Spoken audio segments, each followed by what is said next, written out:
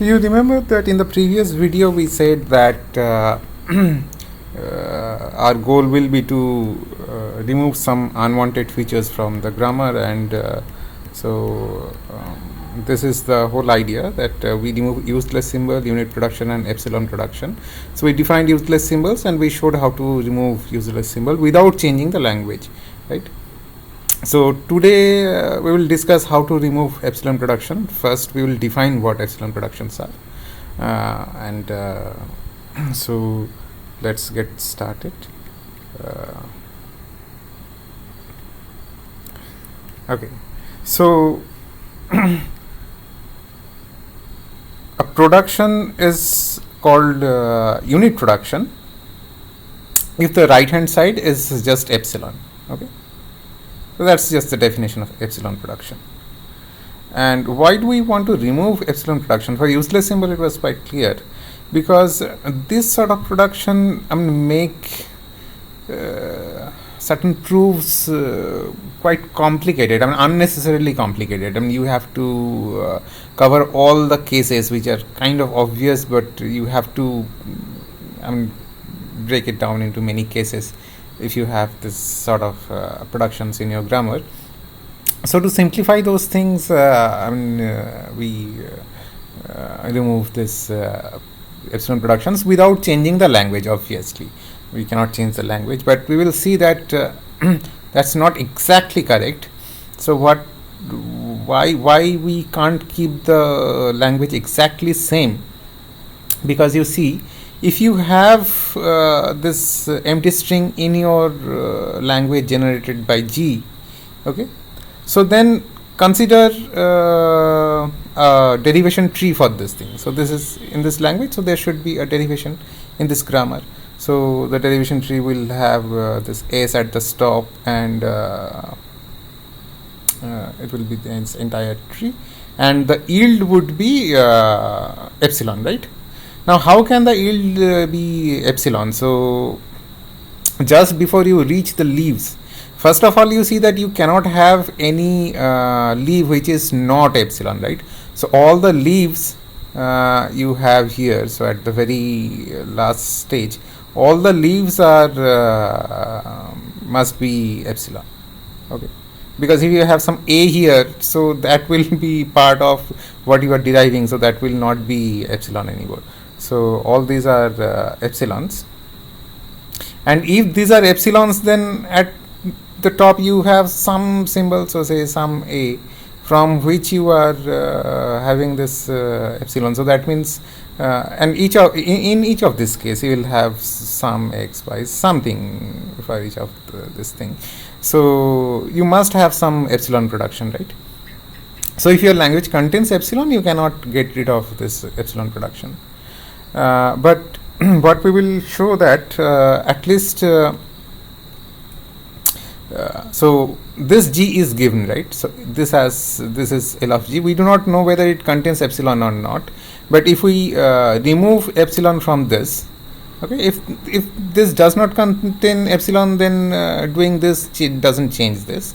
Otherwise it just removes the epsilon from this, otherwise the language remains same, and then this whole thing doesn't contain epsilon. So we can make another grammar whose language is same as this one, and this G prime does not contain any epsilon production. Okay, so that much we can do, at least. So here equivalence means that this thing, equivalence on non-empty strings. Okay, and the point is, if you need this epsilon in your language, so then you can just focus on this part, and on top of that you can just have a separate production like s goes to epsilon. So all the epsilon business is just contained within this separate thing, so you have just separated it out, and all the other productions are epsilon free. Okay, so in that sense also it is useful.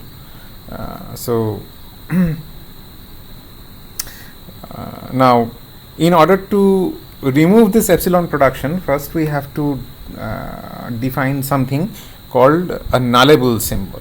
Okay, So a nullable symbol, it's non-terminal, it's a variable. Okay, so this variable a is nullable if you can derive epsilon from a.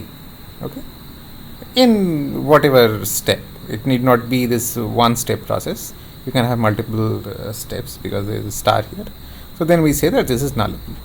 And let us quickly go over the algorithm to find all the nullable symbol in a given grammar. So again, as I said, this can involve many steps. So we just consider a subset, say vi of this v, such that it is also the subset of all the nullable symbols. So you see that this symbol is in vi. That means you can derive epsilon from here, but in k steps where this k is less than equal to I. So in I or less steps you can derive epsilon from a. So then only you put that in this vi. So then what is v1? Okay, so see, there is no v0 because this part is variable and this part is epsilon. So in 0 step you cannot do anything, so v0 is empty, so you have to start with v1. So what is v1? Where this step is just a one step process. So that means all the variables for which you have this production. Okay, so this production you can immediately see from this p. So now you know how to construct this v1. And then when is this symbol in vi plus 1? So we are trying to construct vi plus 1 from vi, so a recursive way of constructing. So it's in vi plus 1 if it is either in vi or you have this thing. So actually I could have taken just I here, but anyway, so yeah, it's either in vi or you first expand it into something, and you can expand it in a single step if this is a production, right? So this part corresponds to this production in p, and then in some case steps where this k is less than equal to I, you derive this epsilon. So that means each of these ai's should separately derive epsilon, because if this derives say w1, this derives wi, so then the end product will be concatenation of all those things, right? And here the concatenation gave you this epsilon. That means whatever you concatenated, each of those things are epsilon itself, right? So that means this can only happen if each of this aj goes to epsilon in say kj many steps, where this kj is obviously can't be more than this k, and this k is bounded by this I, right? So each of this aj is part of this vi. Okay. So that means you have a production where this right hand side just call this alpha. Okay, and each symbol of alpha is in vi. So this alpha is a string over vi.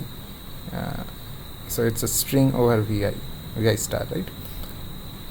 So that is a if and only if condition. So your ai is in vi plus 1 if there exists alpha in vi star such that you have this production. Okay. And in fact you do not need vi here, because here this takes care of the less. But anyway,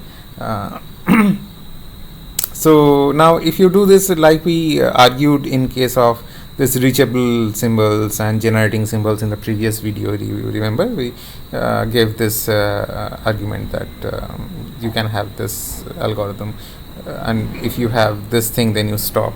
So again you see that if you hit this thing, that so you start with this, and then you are in each succession you are discovering new and new nullable symbol, and at some point of time you do not find any new nullable symbol.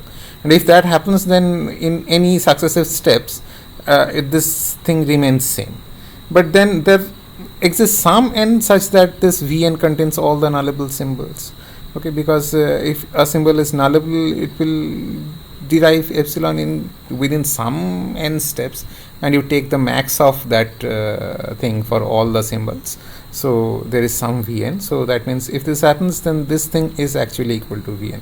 So you just stop. So this same strategy which we used for reachable and this, I mean, at this algorithm. I mean, so this recursion changes obviously. Now with that recursion, we can say that you start with I equal to 0, you compute Vi plus 1 from Vi, and then you stop when you reach here. But here the recursion is this one, not the, so. But anyway, so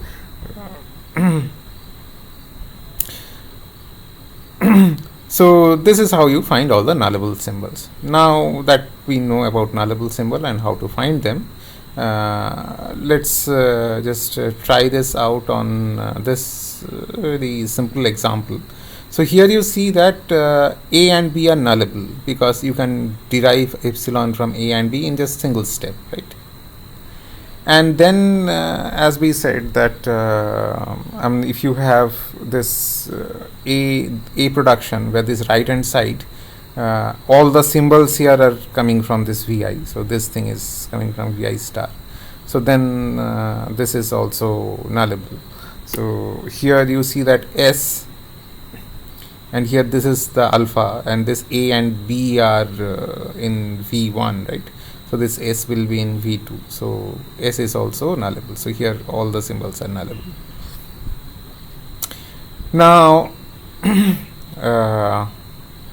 so now we come to this theorem that if we have a grammar and it generates this language LG, so then we can have another grammar G prime, the context free grammar, such that this G prime is does not contain any epsilon production, and this L of G prime is the L of G minus this epsilon thing, if it has anything, so it will be removed.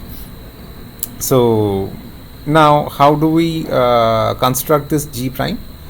So you see that the V is same, the T is same, the S is same, the only difference is in this production. So here I have something, here I have something else.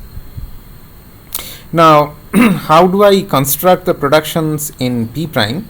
So if I have, say, this production in P, okay, so this A is going to some x1 up to xn, and that means this xi's are symbols, so either they are terminal or they are non-terminal, but this xi's themselves are not strings, right? So so this xi's are coming from what? So they are coming from either V or T, but not star of this thing, right? Together they constitute this star. So if that is the case, okay, so then in P prime we add a bunch of productions. So it's not just one production, we add a bunch of productions of this form. A goes to alpha 1 up to alpha n, and here this alpha I is either xi. So if this xi is not nullable, then this is xi. This is always so we do not change it. So if x1 is not nullable, we just put x1 here.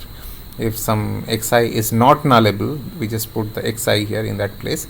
But if some xi is nullable, say some here and it's nullable, so correspondingly what do we put in place of alpha I? So then this alpha I is either xi or epsilon, okay. So again we put xi in one production, and we have another production where we replace this xi by epsilon, and that makes sense because see, this xi is nullable. So if you have something like this, that this A is going to some alpha and then xi and then beta, and if this xi is nullable, so that means this will somehow derive some string, so this, and then this will derive something else, right? You can have this. So instead of having this and this, we are just replacing this with equivalent sort of thing where this directly goes to say alpha beta. So we are just replacing this here. So instead of this, we are adding this as a production, so not as a derivation. We are just adding this directly as a production, say alpha beta. Okay.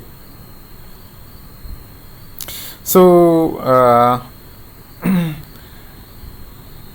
that means I explain this with this example. So suppose you have this production. Okay, so this is your A, and this B, C, D, E, F is your x1, x2 up to say, x5, and this is in P, right? And suppose among this B, D, F are nullable, right? Now you see those things that are not nullable, so they are not changing. So this alpha I is xi. So this C, E are not changing anywhere, so they are as it is. But this B, D, F, so either you put this thing or you replace this by epsilon. That means you just remove this. Replace this by epsilon means it gets removed, right? Because epsilon, yeah. So that means you can have this, or you can remove this and have this. You can have you can remove this thing, so then you get this. You can remove this thing, you can get this. Again, you can remove say both B and D, so then you get this thing. You can remove both D and F, so then you get this thing, and you can remove all three, and then you get this thing. So all this production, so corresponding to this one production in P, we have this 8 production in P prime. Okay, so the number of production blows up. But anyway, we got rid of okay here yeah. And okay, so yeah, and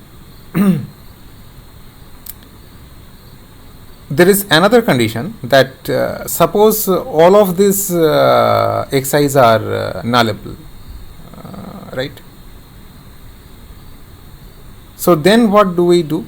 So suppose you have this production in P and both B and D are nullable, right? So like we did here before, we can so we will have this thing. So in P prime we first of all have this thing, that's always there, and additionally we can just remove this and have this, remove this and have this, but these two are nullable. So if I remove both of them, then it will look like this. But if we add this thing to P prime, where not all of these are epsilon, so if I replace it by all epsilon, then this becomes epsilon, but I do not add this thing into P, right? So this is the epsilon production, and I do not add this into P prime. Okay, so this is the third rule. We do not add any epsilon production. So you see that this P prime does not contain any epsilon production, right?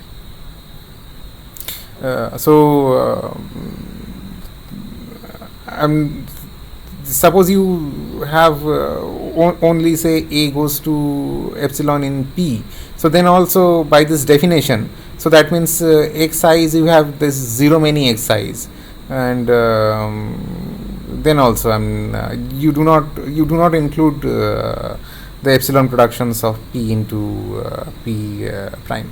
So P prime does not have any unit production. Now the common sense tells you that this will work because of this reason, right? So whatever you are deriving in this G, you need the epsilon production for this sort of thing, that you first go to this thing, and from here you need the epsilon production to get rid of this xi, right? So in this part you need the epsilon production in G. But here, since we are directly adding this production where we already took out this xi, so you do not need to use epsilon production in this part. So from here you can directly go to this and then use this part of the derivation. So yeah, the common sense argument is that it should obviously work, but still anyway we'll have to prove that formally.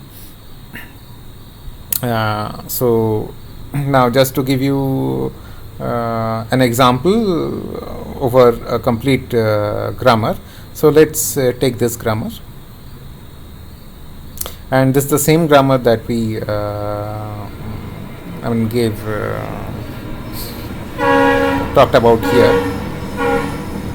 So you know that all the symbols are nullable. Now what is the rule here?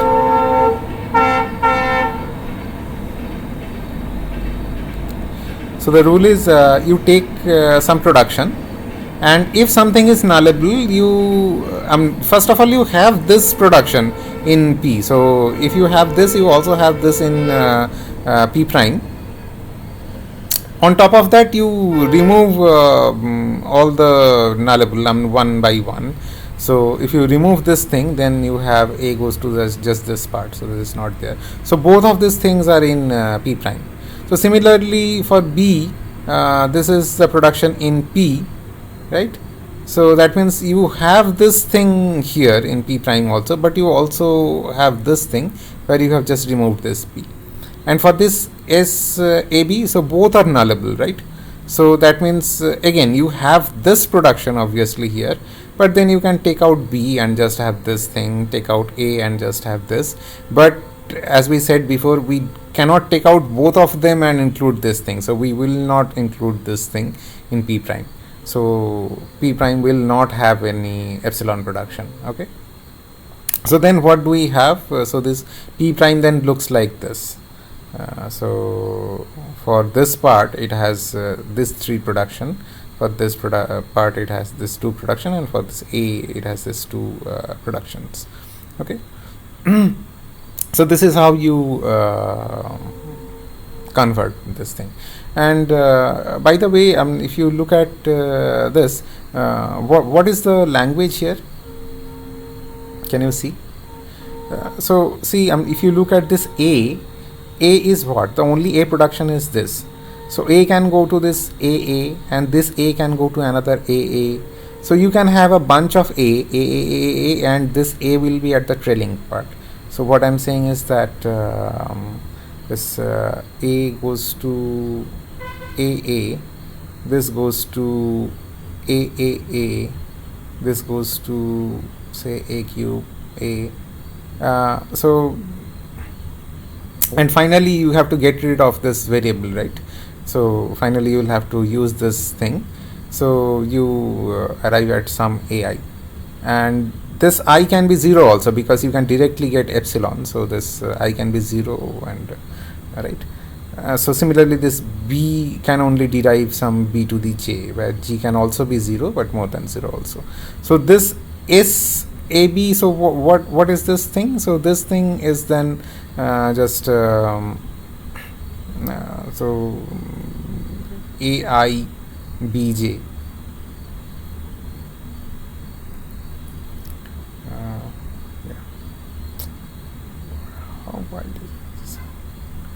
So you have AI BJ, and this IJ are greater than equal to 0, right? So that means you have epsilon here, because if you take I equal to 0, B equal to J equal to 0, then you have epsilon here. So what will be this thing then if you remove this epsilon? So if you remove this epsilon, then it will be just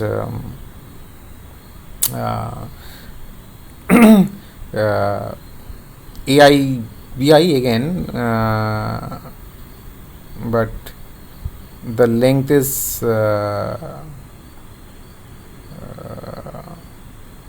non-zero. So that means this I plus J, this I plus J is greater than 0. So you can just have one A and then this J can be 0. You can just have one B and then this I can be 0. But you cannot have both I and J equal to 0, right? So this is the language for this part, and you can verify that this grammar actually generates this language. Okay, it's quite obvious from here. Because here it can go to say A, and then this A can go to now say A or AA. So now you see that this A derives all this strings again AI, but now this I cannot be 0, so I must be greater than 0. And similarly this B has BJ, where this J is greater than 0, right? So from here either you can have this thing where you have AI BJ, where both I and J are greater than 0, or you can have A and then this A, so just A, or this B and then this B, so just this B. So you have all the non-zero cases covered here. So now the only thing that's remaining is a formal proof that this will work for all grammar. And again, I mean, it's a common sense thing, but if you want to write it formally, you have to. And so here, what do we need to do? First of all, you see that if we want to prove this, then we first argue that this G prime does not have any epsilon production, so epsilon cannot be in the language of G prime, like we argued before, right? So if you do not have any epsilon production, then you cannot have epsilon in your language. So this is what we argued here, right? In here. So now then what do we need to prove? That we need to prove that a non-empty string is in G if and only if it is in G prime. So that means a non-empty string can be derived in this grammar G if and only if it can be derived in this grammar G prime. Okay. So we will use induction on the number of steps in this derivation. Okay. And we will use this two things, so that this is a if and only if. So one part will be that this implies this, another part will be this implies this, and in both cases we will use k here instead of so there should be some k if you have a star, and we will use induction on this number of steps. So here it says that you can do this in G, then you can do this in G prime. Here it says if you can do this in G prime, here then you can do this in G. So for this direction, so basis is k1, so you can have this in G. That means in G you have this production, right? Because a single step corresponds to a production. You have this thing. So that means you also have this thing in P prime. Whatever production you have here. So this is not an epsilon production, right? Because this is not empty. This is not empty. So this is not an epsilon production. So you have this in P prime. So that means you can also have this single thing in G prime. And if it's not a single step process, then you first use some production, and here you start with this grammar G because we are doing this direction, and in k minus 1 many steps you derive some other string, right? And this is a production in G. So where do we have this?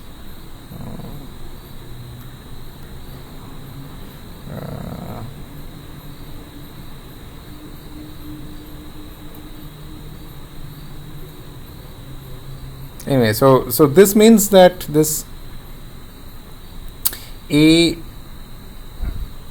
going to x1 up to xn, so this is a production in G. So that means this thing is in P, this whole production, right? And it derives some w, so that means individually each of these symbols derives some w1 w2 up to wn, and the concatenation is the thing that this thing derives, right? Now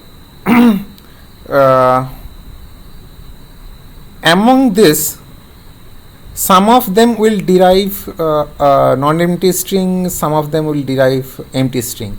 So that means this wi's that we are talking about, some of this wi's will be epsilon, some of this wi's will not be epsilon. So we consider all the indices. So the indices are from 1 to n, right? So 1 to n, and we consider all the indices here in this increasing order, such that this string that we are talking here as a component of this thing, so this is not empty. Okay.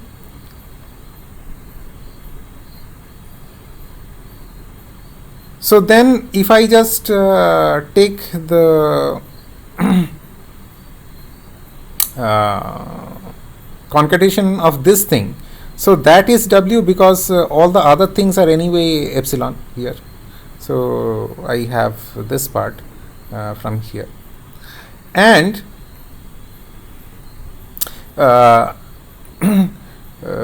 so you see that if this wij is not part of this thing, so these are the things that we have here. So if your I does not fall among this thing, such that this is not epsilon, so that means this xi, okay, so that means this xi derived, so this xi derived wi,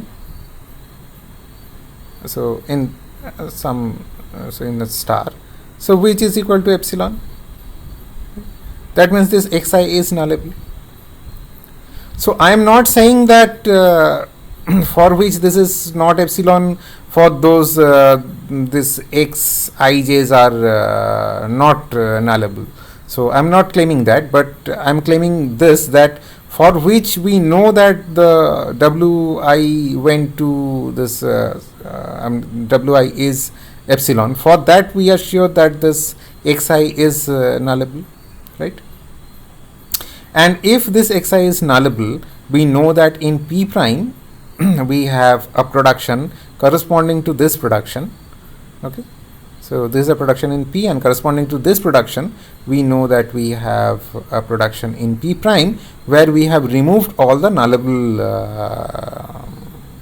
symbols, right?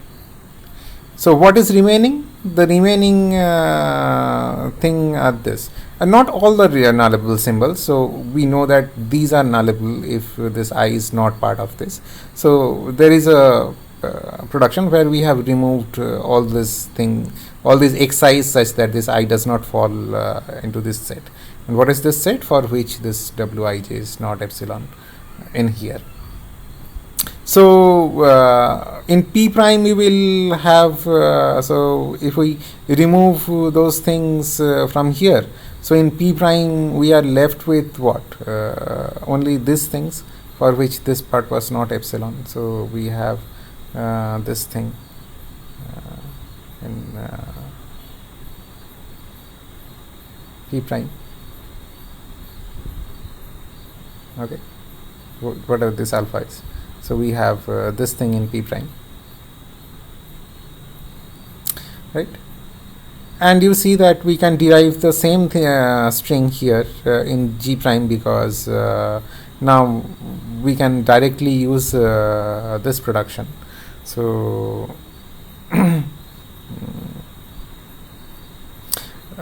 so we use the inductive hypothesis to argue that. So you see that okay, this is true in G, right? And this ki is smaller than whatever k that we are talking here. So So by inductive hypothesis, we can also have a derivation, provided this Wi is not empty. So we are only talking about this set which belongs to this. So for those we also have this thing in Gi prime. If Wi is not epsilon. So then by inductive hypothesis we have this. So that means what? That means if you take this alpha, which is just now this part, this side of this production, okay. So then in G prime from alpha I can go to this thing which is equal to W, right? So in G prime I have this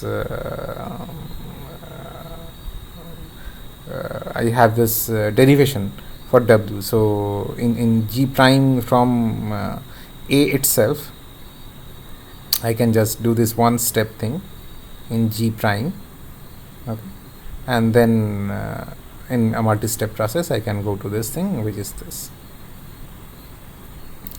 So yeah, the notations are kind of looks very complicated, but it's the same thing as just doing this. So you just stop the video and go through the text to understand it better. I mean, it's better that you just read it yourself instead of me just reading it out for you, because there is nothing tricky or nothing deep going on that requires some clever explanation. And the other direction is also similar. So here we are proving this direction, that if you can derive this in G prime, then you can also derive this in G. So again the basis is just 0. So that means this W is what? This W is A itself, because in 0 step you can only derive A from A, and that you can do in G also. So it's trivial. So now suppose you have something else. So this A uses this as its first production in G prime, right?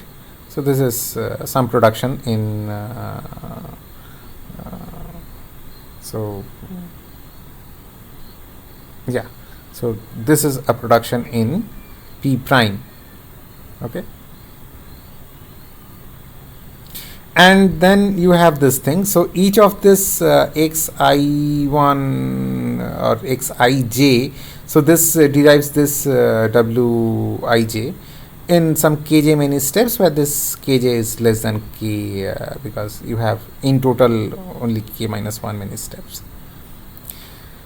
So first of all, by inductive hypothesis, you can also derive this wij's in G, okay. So now that means if your I belongs to this set, so that means we are talking about only this wij's. So then by inductive hypothesis you can also derive this in G, right? Because that's what we that's what we are trying to prove, that if you can do it here, then you can do it here, and you can do it here, so that means you can also do it here, and this kj is less than k. But if this I does not belong to this, then what happens? So what is this I? So this, so here I am so here this is a production in P prime, right? And when can this be a production in P prime? So only when you get this production from P, from some production like this in P, right? So in P you had some other symbols in between, right? So instead of just this I1, I2, you may have some x1 up to xn, such that this I1, I2 are just sitting in between. So in P you will have something like this. And what are the things that are gone here? So what are the things that you remove from here to get here? So those are the things that are nullable, right? So that means whatever I you pick here, if it is not here, that means the corresponding xi, the corresponding xi is nullable. If this I is does not belong here, so then this xi is nullable. So that means this wi. So if you define like this, so for all this I1 I2 you already have this wij, and for all other i's in this range, which is not just one of this ij's, so you define wi to be epsilon. So that means this xi, so this xi derives this epsilon, which is wi, right? So in both these cases, this by inductive hypothesis, this by the fact that x has to be nullable and we have defined this wi to be epsilon. So in both these cases you see that for all I, okay, whether it belongs to here or not, for all I this xi derives this wi. So that means I can have this production where this goes to this and then this goes to, so there should be intermediate this should be capital G. So from here I can have the concatenation of wi's and then I can have this, okay. So yeah, that is the proof, and that shows you how to remove all the unit productions and get a language which is equivalent in the sense that it's same as a language if you remove just this thing from your initial language, okay. So that's it.